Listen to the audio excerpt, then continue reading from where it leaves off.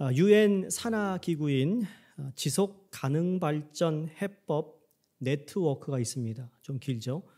지속 가능 발전, 그렇죠?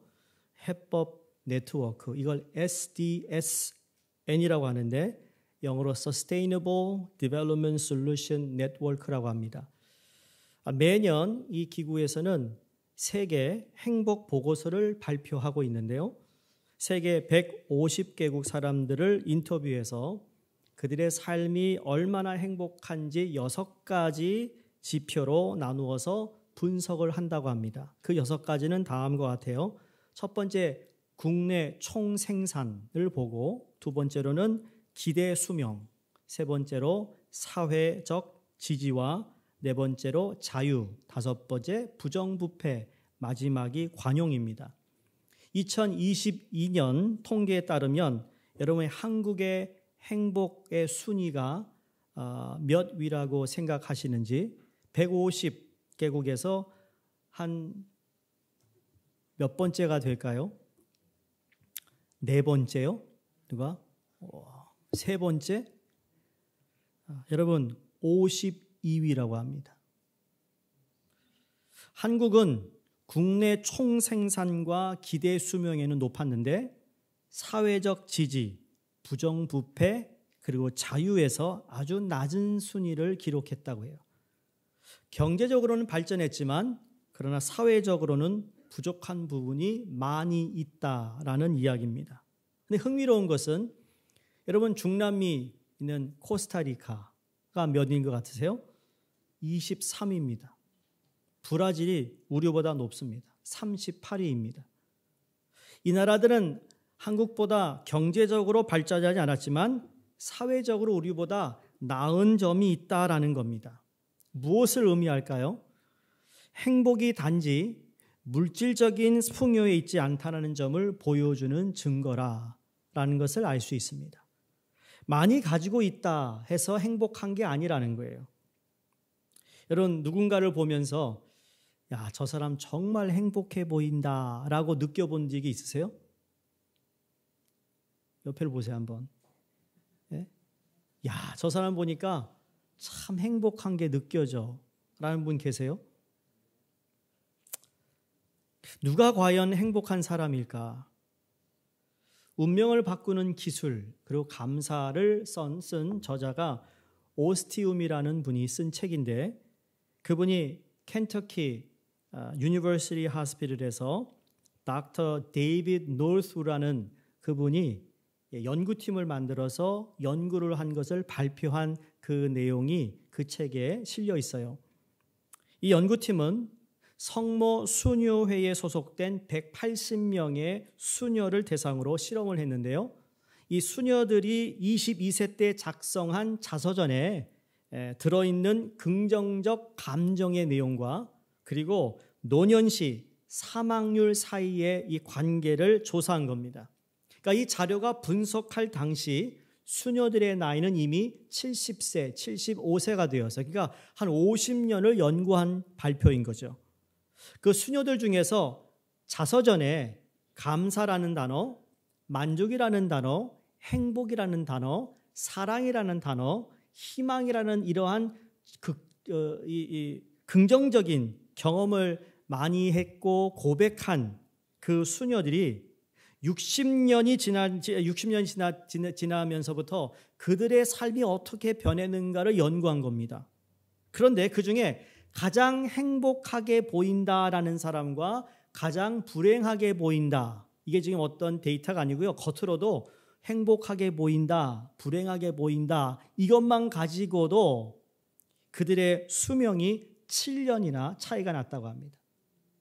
더 나아가서 감사하다와 같이 긍정적인 감정을 자기의 자서전에 쓴 사람들이요. 그리고 가장 많이 쓴 사람과 가장 적게 쓴 사람을 비교했더니 여러분 그 연령에 상관없이 위험이 그렇죠? 죽을 위험이 2배나 높았대요. 누가? 감사가 적었던 사람들이. 여러분 누가 행복한 사람일까요? 행복한 사람은 가장 많이 소유한 사람들이 아니라 가장 많이 감사하는 사람이더라는 거예요. 그래도 여러분 속에 그래도 난 돈 원해 라는 분이 계실지 모르겠는데, 여러분 정말 그게 우리의 행복이 아니라고요. 행복 잠깐은 맛을 볼 수 있어요. 근데 오래 내 안에, 내 속에, 내 손 안에 잡고 있을 수 없는 거예요. 감사한 만큼 인생은 행복해지는 거죠.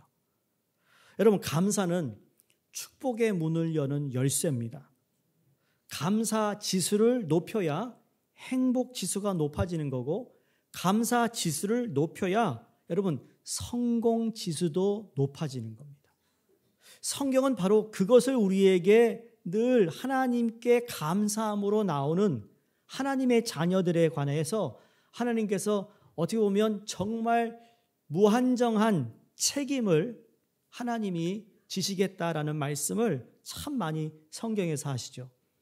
여러분, 비행기가 높이 하늘로 날아가려면 엔진을 돌릴 수밖에 없습니다. 근데 그때 연료가 가장 많이 소요된대요. 그때만이 기름이 제일 많이 쓰여지는데, 여러분 아무리 성능이 좋은 비행기라 할지라도 이 원료가 떨어지면 추락할 수밖에 없고, 원료가 없으면 비행기가 테이크오프가 안 되는 거죠. 그런 것처럼 인생을 만약에 이 높은 하늘로 우리가 비상하기를 원한다면 그 비상하는 데 필요한 원료가 무엇일까? 감사라는 거예요. 저를 한번 따라해 보시기 바랍니다. 하나님 감사합니다. 부모님 감사합니다. 여보 감사해. 제가 일부에도 했는데 이게 항상 걸리더라고요. 자, 여보 감사해. 여기는 아예 안 해. 애들아 고맙다. 애들하고 여보하고 지금 차이가 나요. 마지막으로 성도님 감사합니다. 감사하세요. 여보도 감사하세요.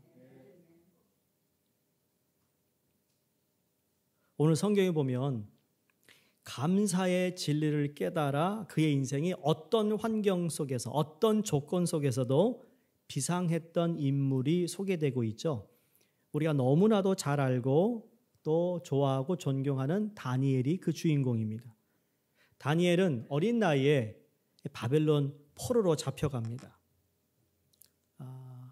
언어를 잃고 역사를 잃고 이름을 잃고 자기가 섬기는 하나님도 예배 못하는 그러한 포로로 끌려가죠. 그런데 하나님께서 그에게 총명함을 허락하셔서 바벨론 느부갓네살 왕의 총리로 발탁됩니다. 그 당시에 가장 강대국인 바벨론 나라의 제2인자로 비상하는 인생이 되어버리죠. 여러분, 느부갓네살 왕이 죽고 나서 그 후손인 벨사살이 왕이 됩니다. 그때 그의 인생이 추락하지 않고 여전히 총리로 남아있고, 그리고 마지막 바벨론이 메대에 의하여, 페르시아에 의하여 침공을 받아 바벨론이 멸망하고, 그리고 나서 그 나라가 망하면 그 당시 높은 자리에 있는 사람은 똑같이 동일하게 망하는데 다니엘은 제2인자의 자리에서 절대 추락하지 않았어요. 그리고 다리오 왕 때의 이야기입니다. 오늘 본문이 3명의 총리를 세우는데 다니엘을 다시 총리로 세워요. 여러분, 왕이 바뀌고 정권이 바뀌면 비상하던 인생도 다 바뀌게 돼 있어요. 더 이상 비상하지 못해요. 망하지 않은 것만 해도 다행이라고 숨죠. 그런데 역사적 연대를 볼 때 다니엘서 1장에 나왔던 다니엘이 10대 청소년이었다면 오늘 6장에서는 다니엘의 나이가 거의 70대가 됩니다. 그러니까 60년, 50여 년 동안 그는 제2인자로서 나라의 총리의 역할을 3번 정권이 바뀔 때마다 그걸 유지했던 사람입니다. 그런데 그렇게 총명하고 그리고 제2인자의 자리를 누구보다도 오래 자리를 지켰던 그에게도 위기가 찾아옵니다. 그 위기가 뭐냐면 바벨론 포로로 잡혀온 이스라엘의 노예 출신이다. 그리고 이미 정복한 국가인 바벨론의 총리가 다시 메데바사 나라의 총리를 하고 있으니까 다른 경쟁자들이 가만히 둘 리가 없습니다. 죽이려고 계략을 세웁니다. 그리고 상대를 추락시키기 위해 가장 좋은 방법이 무엇일까? 그들이 궁리궁리하는 끝에 두 가지 방법을 그들이 택하죠. 첫 번째가 뭐냐면 4절에 나옵니다. 다니엘을 고발할 근거를 찾았다 그랬어요. 비리를 찾는 겁니다. 털어서 먼지 안 나는 산은 어디 있느냐라는 식으로 그렇게 해서 다니엘에 대한 모든 비리를 찾아보는데 4절 이렇게 말씀해요. 다니엘이 충성되어 아무 그릇됨도 없고 아무 허물도 없었음이더라. 자, 그러니까 아무것도 찾을 수 없으니까 두 번째 방법을 택하는데 그 두 번째 방법이 7절에 나와요. 법을 개정합니다. 법을 세우며 한 금령을 정하실 것을 구하나이다라고 왕에게 상소합니다. 이 법 개정은 다니엘을 잡을 수 있는 유일한 법이라는 것을 이들이 알게 돼요. 그래서 어떤 법인가? 30일 동안 누구든지 왕 외에 어떤 신에게나 사람에게 무엇을 구하면 사자굴에 던져 넣는 것이 마땅합니다라는 이 법이었어요. 그러니까 다니엘이 늘 하루에 3번씩 창문을 열어 예루살렘을 향하여 기도하고 있었다라는 것을 누구보다도 잘 알고 있었던 이 경쟁자들이 이제 다니엘이 빠져나갈 수 없는 올무를 만들어 놓은 것이죠. 자, 이런 일이 만약에 여러분에게 일어난다면 어떻게 하시겠어요? 여러분과 동일한 사업을 하고 있는 경쟁자가 여러분의 비리, 여러분이 음모를 하여 여러분에 대해서 나쁜 이야기를 소문을 퍼뜨린다면 어떻게 되겠어요? 오늘날 여러분 그것 때문에 정말 어려움을 당하는 사람이 많지 않아요? 댓글 올라오는 게 무서워서 말이죠. 잘 나가는 연예인들도 댓글로 올라오는 것 때문에 마음 상처받고 자살까지 시도하려고 하는 일들이 얼마나 많아요?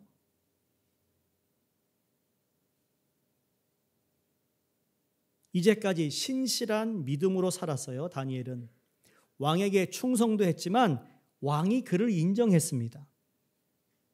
같은 6장 14절을 보면 바로 이 법에 이 왕도 참 어리석죠 말이에요. 그게 속아가지고 도장을 찍어버렸어요.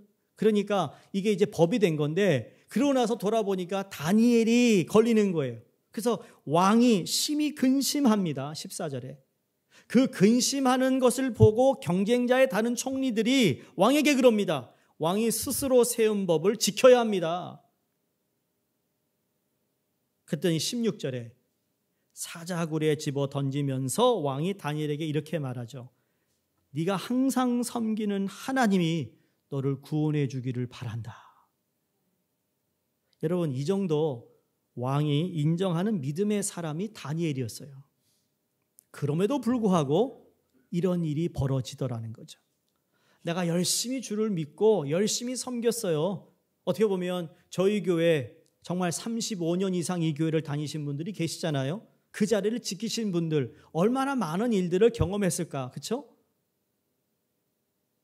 때로는 우리의 의문이 드는 일들이 벌어질 때마다 Why라는 왜 내게 이런 일이 벌어집니까? 라고 불평과 불만과 원망도 할 수 있어요. 다니엘이 불평하고 불만할 수도 있는 상황이라는 겁니다. 왜? 그는 정말 최선을 다해 왕을 섬겼는데 왜 이렇게 어려움을 당하느냐라는 거죠. 왜 내가 이런 질병에 걸리냐는 거예요. 왜 내가 이런 경제적인 어려움을 당하고 내가 왜 이런 고통을 당하냐고 불평과 원망할 수 있어요. 그러나 참 이상한 건 성경에 나오는 인물들을 쭉 살펴보면 그들을 깊이 우리가 묵상하다 보면 정말 어떤 비결이 신비할 정도로 참 이런 공통점이 있구나라는 것을 발견합니다. 그건 뭔가 하면 이러한 상황 가운데도 불구하고 그럼에도 불구하고 불평과 원인이 분명히 있는데 그 상황을 감사로 해석하더라는 거예요. 무엇을 해석해요? 감사로 해석해요. 여러분, 제가 늘 이런 말씀을 가끔 드려요. 신앙생활은 해석을 잘해야 된다고 그랬잖아요. 이 일이 벌어지고 있는데 이걸 내가 어떻게 해석하느냐가 중요합니다. 그 해석에 따라 여러분 결과가 달라져요. 그 감사의 해석을 늘 했던 다니엘. 그러면 어떻게 이런 감사를 할 수 있었을까? 다니엘의 감사를 우리가 배운다면 첫 번째, 다니엘은 이미 일어난 일을 감사했어요. 이미 일어났어요. 지금 이 일이. 10절에 보시면 그의 하나님께 감사하였다라 했는데 언제 이런 감사를 했는가? 다니엘이 이 조서에 왕의 도장이 찍힌 것을 알고도 그랬습니다. 이미 자신에게 불리한 일이 일어났어요. 그 사실을 알고도 내 인생에 뭔가 잘못될 수 있다는 것을 알고도 감사로 해석했습니다. 감사는 어떤 상황 가운데 표출되는 표현인데 여러분 그것이 어떻게 해석되어서 표현이 되었느냐가 중요한 거죠. 어떻게 해석하느냐에 따라에 감사가 나오기도 하지만 불평이 나올 수도 있다라는 거예요. 하나님 감사하죠? 여러분 부모님께 감사하세요. 그렇죠? 여러분 배우자에게도 감사하세요. 알아요. 왜 하나님 그 마음 모르겠어요. 여러분의 마음을. 그런데 그 가운데서도 감사의 씨앗이 떨어지면 여러분 그것이 기적이 될 수 있다라는 거예요. 우리의 생각, 우리의 기대치가 아닌 그 감사는 우리의 수준을 뛰어넘어 하나님만이 하실 수 있는 일들을 우리가 경험하게 된다는 거예요. 영어에 think라는 단어와 thank you의 thank라는 단어의 어원이 같아요. 왜 그런지 아세요? 감사는 생각에 달려있는 것이고 그리고 보는 각도에 달려있기 때문이에요. 내가 감사할 수 있는 것은 생각하는 것이고 생각하니까 감사가 되는 거예요. 감사라니까 또 생각이 나는 거죠. 떠오르는 거예요. 이게 교차될 때, 반복될 때 감사가 이어지는 거죠. 왜냐하면 감사는 조건이기보다 해석이기 때문입니다. 감사로 해석하면 무엇이든 감사가 될 수 있습니다. 아무리 좋은 조건이라 할지라도 불평으로 해석하면 불평이 되는 것이고 그러나 감사로 하면 감사가 되는데 여러분 감사는 찾는 것만큼 보이는 겁니다. 찾는 것만큼. 한국의 세브란스 병원에 입원한 어떤 권사님의 간증입니다. 위암 판정을 받고 수술을 하려고 의사가 개복을 했어요. 그런데 암이 너무 커서 손을 댈 수 없어 다시 닫았습니다. 근데 이 주치의사가 하나님을 신실하게 믿는 분인데 이분이 하루는 그 병실에 들어와서 볼펜과 노트북을 이렇게 들이면서 권사님 이제 특별히 할 일이 없으시니까 일생을 돌아보면서 감사했던 일들을 좀 적어보세요 라고 볼펜과 펜을 주고 노트북 주고 나가더라는 겁니다. 처음엔 기분이 너무 안 좋았대요. 그런데 감사를 적으려 하니까 이게 쉽지 않았대요. 그래도 하라고 했으니까 체면이 있으니까 감사한 것을 한번 생각해 보는데 그러면서 적다 보니까 꽤 많이 적게 되었대요. 첫 번째로는 예수 믿어 구원받게 하시는 은혜 감사. 두 번째로는 내가 못된 성격임에도 불구하고 하나님의 은혜로 교회에서 직분도 받고 교회에서 섬기기도 하는데 성도들로부터 사랑도 받고 내가 사랑을 전할 수 있어서 감사. 세 번째로는 우리 아이들이 큰 어려움 없이 건강하게 잘 자라준 것 감사. 그렇게 며칠을 썼는데 며칠 만에 감사가 137개나 감사할 게 있더래요. 그리고는 병원에서 더 이상 수술을 할 수 없으니까 이분을 퇴원시켰대요. 퇴원 후에도 계속해서 감사 일기를 쓰기 시작했는데 감사를 계속 적다 보니까 그 안에 은혜가 충만해져서 아픈 몸을 이끌고 교인들과 함께 신방도 가고 전도도 나가고 기도도 하고 이런 일을 반복했다라는 겁니다. 그 교회 성도들이 저러다가 권사님 쓰러지면 어떻게 그럴 걱정할 정도로 이 권사님이 열심히 최선을 다했다라는 겁니다. 그러면서 얼굴에 광채가 나기 시작하고 식사도 제대로 하실 수 있는 또 어떤 그러한 이 환경이 바뀐 자기의 건강해지는 모습을 느꼈대요. 마침 병원에 가서 검진을 받아야 할 시기가 돼서 검진을 받으러 갔더니 의사 선생님이 그러더래요. 권사님, 암이 없어요. 암이 기적처럼 없어졌어요. 어떻게인지 모르겠어요. 하더라는 겁니다. 여러분, 다니엘에게 일어난 감사의 기적이 이 권사님에게도 일어나고 이 권사님이 일어난 이 감사의 해석이 여러분 우리에게도 일어날 수 있음을 믿습니다. 이미 일어난 일을 감사로 해석하고 감사 기도를 한 다니엘이 여러분 어떤 일인지 아세요?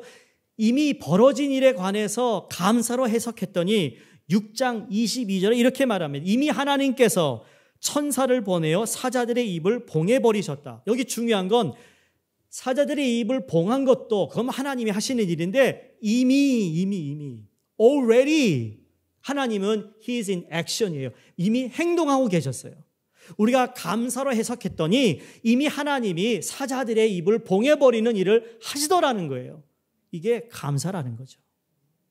두 번째, 다니엘의 감사는 앞으로 일어날 일을 하나님께 맡기며 감사했어요. 앞으로 일어날 일에 관해서 다니엘이 하나님께 맡겼어요. 그러면서 감사했다라는 거예요. 다시 10절을 보시면 조서의 왕의 도장이 찍힌 것을 알면서도 집에 돌아가서 어떻게 했습니까? 예루살렘을 향해 창문을 열고서는 감사 기도를 드립니다. 자, 예루살렘 향해 창문을 연다는 게 무슨 의미일까요? 아니 그냥 조서에 도장 찍힌 거 알면 조용히 문 닫고 창문 닫고 하지. 왜 그랬을까? 주변에 올무를 잡기 위해 감시하는 사람들이 많이 있다라는 것을 알면서도 왜 이렇게 했을까? 여러분, 하나님의 임재를 상징하는 성전이 예루살렘 성전인데 예루살렘을 향하여 문을 열고 기도한다는 것은 그만큼 문 닫지 않고 열었다라는 거예요. 강조하고 있어요, 성경이. 앞으로 일어날 일을 하나님께 전적으로 맡기겠다라는 거였습니다. 하나님께 맡깁니다. 인간적으로 판단하면 분명히 사자굴에 들어갈 수밖에 없는 상황이 벌어질 텐데 그럼에도 불구하고 전적으로 하나님을 의지하다라는 의미가 담겨져 있는 것이죠. 미래를 하나님께 맡겼다는 의미예요. 사랑하는 성도님들, 앞으로 어떤 일이 벌어질지 몰라요. 제가 안식월을 시작하면서 마지막 설교가 우리가 걸어가지 않은 길을 가는 road not taken이라고 그랬어요. 우리가 아직 걸어가지 못했던 길을 우리가 걸어가는데 여러분 그 걸음길에 우리가 미리 감사할 수 있으면 얼마나 좋겠어요. 여러분의 자녀, 여러분의 생업, 여러분의 건강, 여러분의 노후 모든 것 하나님께 감사로 기도드릴 수 있다면 하나님은 그 감사를 통하여 하나님만이 하실 수 있는 놀라운 기적을 행하시는 줄로 믿습니다. 그러니까 어떻게 보면 다니엘은요 순교적 결단을 하고 있는 거예요. 지금 빠져나갈 구멍이 없어요.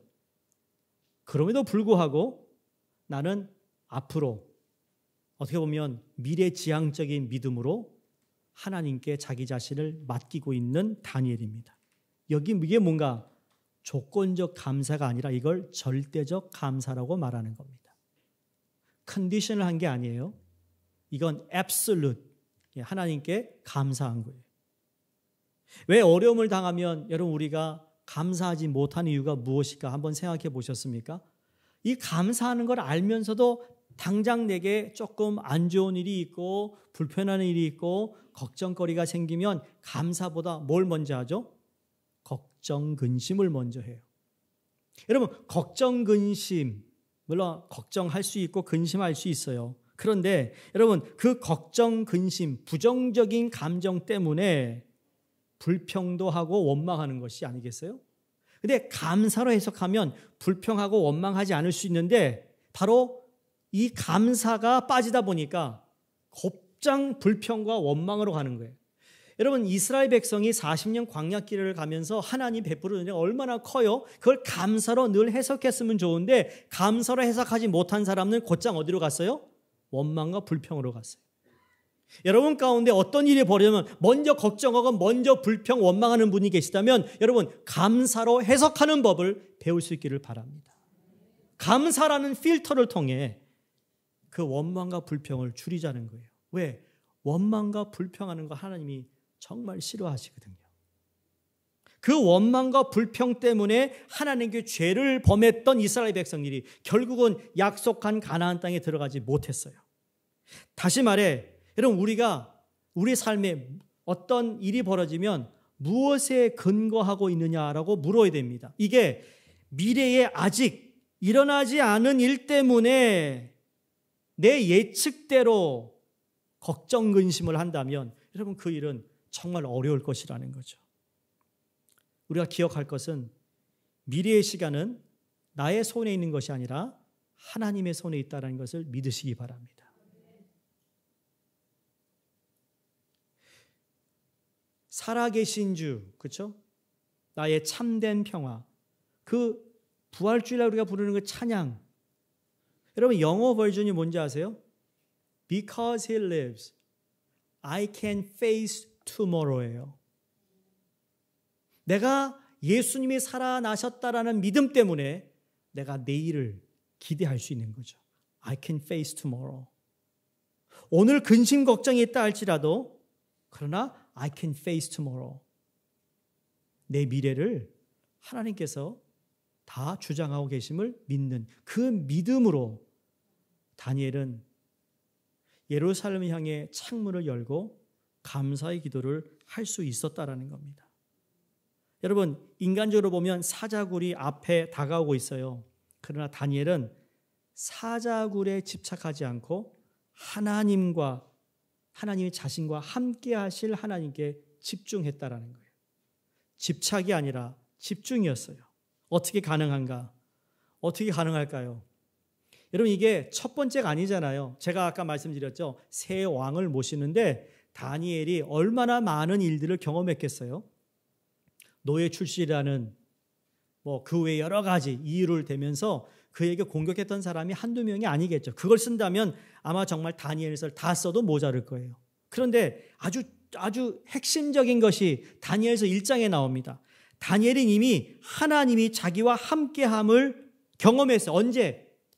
첫 포로로 잡혀와서 느부갓네살 그 우상들에게 올라갔던 음식들을 먹어야 하는 그런 상황 속에 다니엘서 1장 6절에서 8절 말씀에 무슨 말이 나오죠? 다니엘이 뜻을 정하여. 무슨 뜻을 정했어요? 우상신에게 올라갔던 음식을 먹지 않고 술과 고기를 피해 대신 물과 야채를 먹으면서 나를 열흘 동안만 시험해달라. 그랬더니 어떻게 됐죠?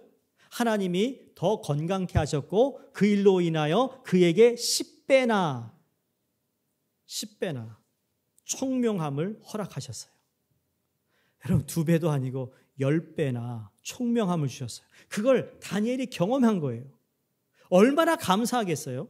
자기의 목숨을 내놓고 미래가 어떻게 될지 모르나 그러나 내가 오늘 결정합니다. 하나님의 뜻을 정합니다. 이렇게 내가 살겠습니다. 라고 했더니 하나님이 책임져 주시더라는 거예요.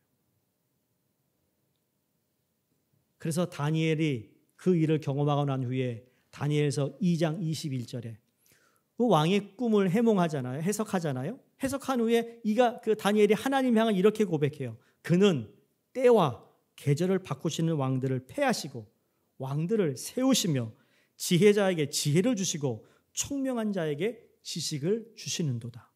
누가 왕을 세운다고요? 하나님이. 누가 지혜를 주신다고요? 하나님이. 누가 우리의 삶을 책임지신다고요? 하나님이. 그 고백이 우리에게도 있기를 주의 이름으로 축원합니다. 그렇게 됐더니 여러분 어떻게 보세요? 하나님은 여러분 하나님이 우리에게 감사로 어떤 사건을 해석하고 감사의 기도를 하고 감사를 많이 하면 그냥 감사했구나 고맙다 이렇게 절대 하시는 분이 아니라 그거에 대한 증거, 그거에 대한 결과를 꼭 보여주세요. 보세요. 자기의 신앙 경험으로 볼 때 역사의 주인이신 하나님을 살아계신다는 사실을 잘 알고 있어서 일어난 일을 감사로 보고 절대 감사를 하였더니 어떤 일이 벌어지는가? 23절에 그가 다시 감사의 기도를 드려요. 근데 그 감사의 기도가 실현됩니다. 24절에 그를 죽이려는 자들이 대신 죽임을 당합니다. 26절, 27절에 다니엘을 통하여 하나님 이름이 만방에 선포됩니다. 하나님이 영광을 받으셨다라는 거예요. 하나님께 더 큰 영광 돌리는 인생으로 비상하게 되는데 다윗이 시편 50편에 이렇게 고백한 적이 있어요. 감사로 제사를 드리는 자가 나를 영화롭게 하나니 그 행위를 옳게 하는 자에게 내가 하나님의 구원을 보이리라. 믿으세요? 여러분, 감사의 제사를 드리는 자가 나를 영화롭게 한다. 다시 말해 우리가 하나님께 예배를 드린다. 하나님의 말씀 앞에 선다. 여러분, 하나님께 나올 때마다 감사함으로 나오라는 거예요. 감사. 여러분, 부탁드리고 싶은 것은 여러분 예배 시간, 우리는 그래도 예배 시간을 잘 지키잖아요. 오시면 좋은데 들어오셔서 딴 데로 빠져나가지 마세요. 앉아서 감사로 예배를 준비하세요.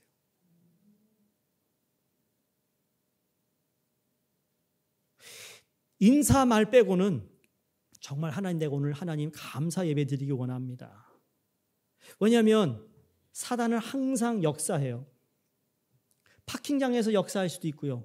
들어오면서 역사할 수 있고요. 친교실에 잡담하면서도 역사할 수 있어요. 내 마음에 상처를 줘요. 내 마음을 상하게 하는 일들이 벌어질 수 있다고요. 그래서 감사로 제사 못 드리게 한다고요.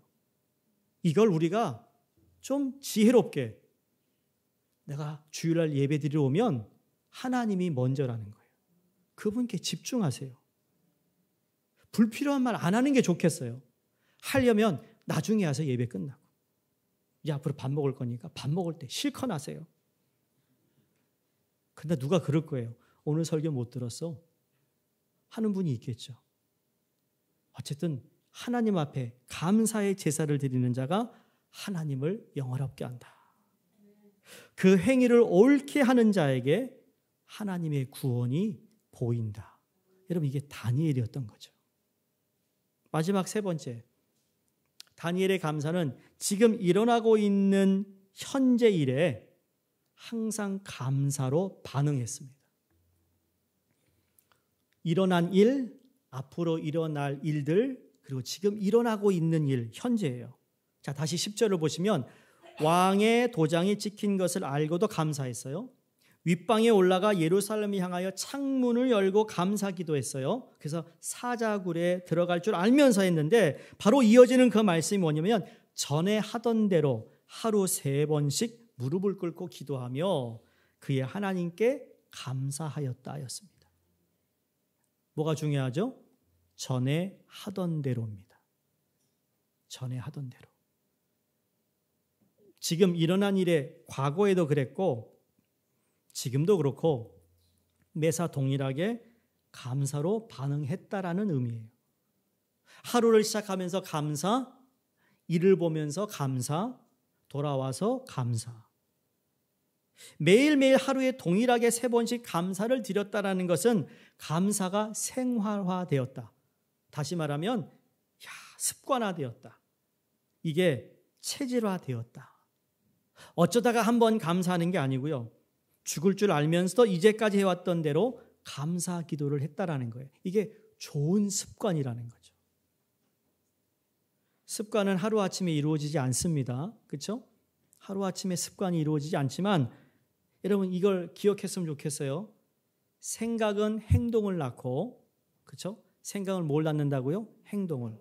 행동은 습관을 낳고, 행동은 몰라요? 습관을. 습관은 인격을 낳는 겁니다. 그러니까 그냥 인격이 변하는 게 아니라 좋은 습관, 거룩한 습관을 통해 그 사람의 인격이 드러나는 거예요. 사람이 많을 때는 그 사람이 화를 내지 않아요. 그런데 혼자 있을 때는 화를 벌컥벌컥 내는 사람이 있어요. 그게 뭐죠? 인격의 변화가 안 된 거죠. 왜 안 됐을까? 습관과 생각이 지금 하나님의 말씀과 핀트가 맞지 않는다는 것이 금방 드러나요. 그래서 우리가 그렇지 못한 인격, 주님을 닮으려는 인격을 우리가 항상 사모해야 되는데 그건 그냥 교회만 다닌다고 되는 게 아니에요. 내가 의지를 가지고 있어야 돼요. 내 말에, 내 마음에, 생각에 습관이 되어야 된다는 거죠. 다니엘이 이미 감사가 생활화되었다는 것을 오늘 성경에서 지적해주고 있는 말씀이라고 생각합니다. 무엇을 하든지 감사하는 생활이 몸에 배었다. 여러분, 감사가 몸에 배인 사람은 조건이 문제가 아니죠. 어떤 조건에서도 감사하는 거예요. 부자가 되어도 감사, 가난해도 감사, 아파도 감사, 어느 상황에서 감사하는 겁니다. 여러분의 삶이, 여러분의 인생이 비상하기를 원하십니까? 딱 한 가지 하세요. 기억하세요. 감사하시기 바랍니다. 책 한 권을 더 소개해드리고 말씀 마칩니다. 찰스 더킥이라는 분이 습관의 힘이라는 책을 썼는데 이게 베스트셀러가 됐어요. 이분의 책에 보면 이렇게 얘기해요. 일상적인 행동은 90%가 습관의 바탕에 두고 있다 그럽니다. 우리가 매일 행동하는 것은 거의 대부분이 습관이다. 모든 사람들은 좋은 습관과 나쁜 습관을 가지고 있다. 그런데 초이스는 누구에게 있는 거죠? 우리에게 있는 거죠. 좋은 습관을 택할 것인지 나쁜 습관을 택할 것인지.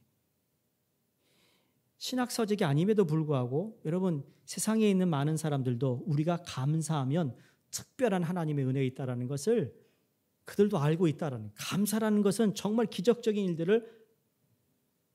일들이 벌어지는 것을 알 수 있고 증명하고 있다라는 거예요. 우리 예수님 거룩한 습관을 가지고 계셨어요. 성경에 나온 이 습관이라는 헬러어가 에도스라는 단어입니다. 이 에도스라는 단어는 종교 규례, 율법적인 전통을 의미하는 데 쓰여진 단어입니다.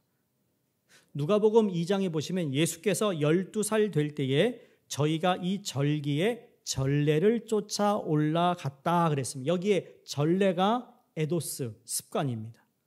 좋은 습관이라는 거예요. 절기에 전례를 쫓아 올라갔다. 어디로? 성전에 올라갔다는 거죠. 그러니까 어릴 적부터 예수님에게는 이러한 좋은 습관이 있었어요. 성인이 되어서도 예수님의 습관을 기록한 내용이 누가복음 4장 16절에 나옵니다. 규례대로 회당에 들어가사 성경을 읽으려고 서심해. 여기 규례대로가 에도스, 습관입니다. 마가복음 10장 1절에도 예수께서 다시 전례대로 가르치시더니 습관, 에도스를 사용합니다. 마지막 예수님이 십자가 달려 돌아가시기 전에도 예수께서 나가사 습관을 쫓아 감람산에 가심에 무릎을 꿇고 기도하여 기록되어 있습니다. 여기 습관 에도스입니다. 사랑 우리 수용교회 성도님들, 여러분의 인생이 비상하기를 축원합니다. 그런데 이 비상은 그냥 되지 않습니다. 거기에 감사, 이 축복의 열쇠인 감사를 여러분이 해야 하는데 어떤 사건 속에서도 여러분이 감사의 해석을 할 수 있기를 바랍니다. 감사하시는 생활을 하기 위해 이미 일어난 일에 관해 여러분 한번 감사로 해석해 보시고 지금 일어나고 있는 일 가운데서 감사로 해석하시며 앞으로 일어날 일을 향해서도 감사로 하나님께 기도할 수만 있다면 우리 모두는 다니엘이 경험한 것 이상의 것을 경험하며 하나님의 살아계심을 만방에 알리는 그리스도인으로 살게 될 줄로 믿습니다. 감사. 다음 주가 추수감사주일인데 제가 여러분에게 미리 먼저 감사에 대한 설교를 드린 이유는 여러분이 한 주 동안 이 세 가지를 좀 묵상해 보기를 원하는 겁니다. 생각해 보시라는 거예요. 내가 얼마나 감사했을까? 내가 하나님을 찾을 때마다 감사했을까? 내가 하나님 말씀을 필 때마다 감사했나? 하나님께서 우리에게 정말 좋은 걸 주시기 원하시는데 그 비결인 감사가 만약에 빠져 있다면 여러분 다시 그 감사를 회복하시고 감사를 통해 하나님의 놀라운 은혜, 그분만이 하시는 놀라운 축복을 우리 모두 경험하기를 주의 이름으로 축원드립니다. 기도하겠습니다.